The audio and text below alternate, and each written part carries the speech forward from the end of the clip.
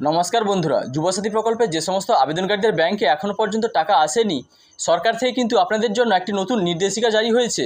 সেই নির্দেশিকায় কিন্তু জানানো হয়েছে কী কারণে আপনাদের ব্যাংকে এখনও পর্যন্ত টাকা আসেনি এবং এর সমাধান কী, এবং সেই সঙ্গে মাননীয় মুখ্যমন্ত্রী একটি জনসভা থেকে যুবসাথী প্রকল্পে যে সমস্ত আবেদনকারী এখনও পর্যন্ত টাকা পাননি, আপনাদের কী কারণে টাকা আসেনি এবং কী করলে আপনারা টাকা পাবেন সে সম্পর্কে কী ঘোষণা করলেন, সেটির ভিডিও প্রমাণসহ আপনাদের সঙ্গে বিস্তারিত আলোচনা করব। তো বন্ধুরা, ভিডিওটি কিন্তু যথেষ্ট গুরুত্বপূর্ণ হতে চলেছে, তাই আপনি যদি চ্যানেল নতুন হন তাহলে ভবিষ্যতে ইনফরমেশন সবার আগে পাওয়ার জন্য সব চ্যানেলটি সাবস্ক্রাইব করে রাখুন, আর ফেসবুক থেকে দেখলে পেজটি ফলো করতে ভুলবেন না।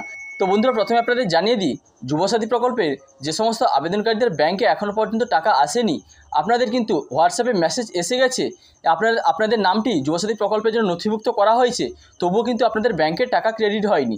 তো এ সম্পর্কে একটি সরকারি নির্দেশিকায় কি বলা হয়েছে দেখুন। তারপরে আপনাদের সেই ভিডিওটি দেখাবো যেটিতে মাননীয় মুখ্যমন্ত্রী রিসেন্টলি ঘোষণা করলেন যুবসাথী প্রকল্পের টাকা যিনারা এখনও পাননি, আপনাদের কী কারণে টাকা আসছে না এবং কবে নাগাদ আপনারা টাকা পেয়ে যাবেন। তো বন্ধুরা, এবার দেখুন সরকারি যে নির্দেশিকাটি প্রকাশিত হয়েছে তাতে কি বলা হয়েছে। তো দেখতে পাচ্ছেন এখানে বলা হয়েছে যুবসাথীর টাকায় গলত, ভোগান্তিতে বহু উপভোক্তা।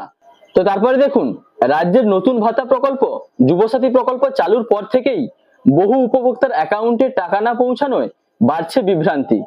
মোবাইলে বার্তা পেলেও বাস্তবে ব্যাংকে অর্থ জমা না হওয়ায় ক্ষোভ ছড়িয়েছে আবেদনকারীদের একাংশের মধ্যে। প্রশাসনিক সূত্রে জানা যাচ্ছে সমস্যার মূলে রয়েছে মূলত দুটি ত্রুটি। প্রথমত, বহু ব্যাংক অ্যাকাউন্টে কেওয়াইসি সংক্রান্ত তথ্য সম্পূর্ণ হালনাগাদ নয়, এর ফলে সরকারি অর্থ স্থানান্তর প্রক্রিয়া ব্যাহত হচ্ছে।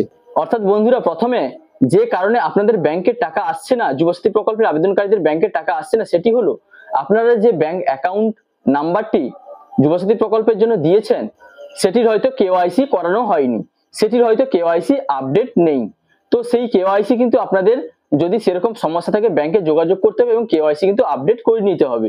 তারপরে বন্ধুরা দেখুন, দ্বিতীয়ত বলা হয়েছে আবেদনপত্র জমা দেওয়ার সময় তথ্যগত ভুল, বিশেষ করে অ্যাকাউন্ট নম্বর বা অন্যান্য বিবরণে সামান্য অসঙ্গতি ও পেমেন্ট ব্যর্থ হওয়ার বড় কারণ হয়ে দাঁড়াচ্ছে। অর্থাৎ বন্ধুরা, আপনারা আবেদনপত্র পূরণের সময় আপনাদের যে ব্যাংক অ্যাকাউন্ট নম্বরটি দিয়েছেন সেই অ্যাকাউন্ট নম্বর, আইএফএসসি কোড, তো অসাবধানতাবশত যদি এগুলি লেখার সময় আপনারা কোনো একটি নাম্বার ভুল দিয়ে থাকেন তাহলে কিন্তু আপনাদের ব্যাংকে টাকা আসবে না। তো এটি কিন্তু দ্বিতীয় একটা কারণ দেখানো হয়েছে। এই পরিস্থিতিতে উপভোক্তাদের করণীয় সম্পর্কেও নির্দেশ দেওয়া হয়েছে। তো এরকম যদি ভুল থাকে তাহলে আপনারা কি করবেন সে সম্পর্কেও কিন্তু সরকার থেকে জানানো হয়েছে। তো দেখুন বন্ধুরা, বলা হয়েছে সংশ্লিষ্ট দপ্তরের এক আধিকারিকের কথায় মেসেজ এলেই টাকা ঢুকে যাবে এমনটা ধরে নেওয়া ভুল। আগে ব্যাংক অ্যাকাউন্ট ঠিক আছে কিনা তা যাচাই করতে হবে। প্রয়োজনে ব্লক অফিসে গিয়ে তথ্য সংশোধনের পরামর্শও দেওয়া হয়েছে। অর্থাৎ বন্ধুরা, আপনারা যে ব্যাংক অ্যাকাউন্ট নম্বর দিয়েছেন, অনলাইনেও আপনারা যে bank account number fill up করেছেন, অথবা আপনারা যে আইএফএসসি কোড দিয়েছেন, সেগুলির মধ্যে কোনো একটি যদি মিসম্যাচ থেকে যায় তাহলে কিন্তু আপনাদের ব্যাংকে টাকা আসবে না।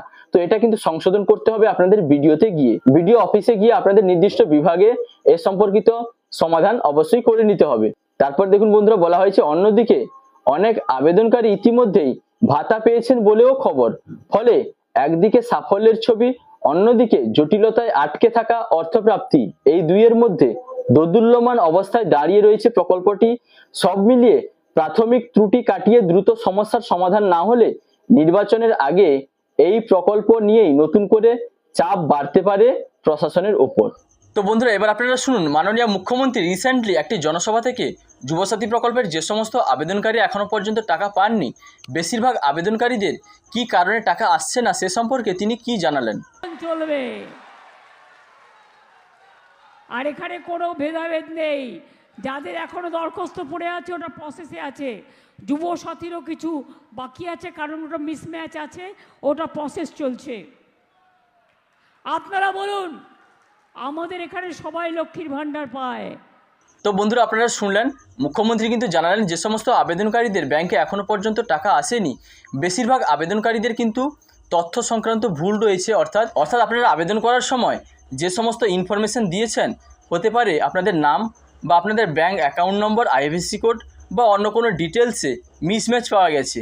তো সেই মিসম্যাচের কারণে আপনাদের ব্যাংকে কিন্তু এখনও পর্যন্ত টাকা ঢুকছে না, এরকম কিন্তু বেশিরভাগ আবেদনকারী রয়েছেন। তো সেই সঙ্গে আপনাদের কিন্তু আবেদনপত্র খতিয়ে দেখার কাজ এখনও চলছে। যে সমস্ত আবেদনকারীদের সব কিছু ঠিক রয়েছে অথচ এখনও পর্যন্ত টাকা পাননি, আপনাদের কিন্তু আবেদনপত্র খতিয়ে দেখার কাজ এখনও চলছে। টাকা দেওয়ার আগে যে সমস্ত প্রসেস করার কথা সেগুলো কিন্তু সরকার থেকে করা হচ্ছে।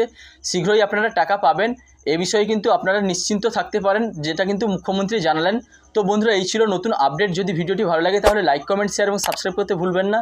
দেখা হচ্ছে পরবর্তী কোনো ইনফরমেটিভ ভিডিওর সঙ্গে। আপনারা ভালো থাকবেন, সুস্থ থাকবেন। Thank you.